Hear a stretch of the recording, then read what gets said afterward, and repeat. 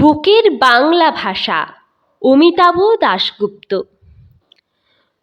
যত দূরেই যাচ্ছি তোদের পায়ের শব্দ পাচ্ছি, তোরা আমার সঙ্গ ছাড়িস না। আঁচল পেতে আছেন বসে ওই আমাদের মা, একজোটে ওই দক্ষিণীটির ঘরের দাওয়ায় যাব।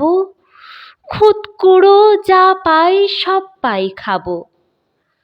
মাটি এখন জংলা, ওইখানে ঠায় আছেন বসে দক্ষিণী মা বাংলা।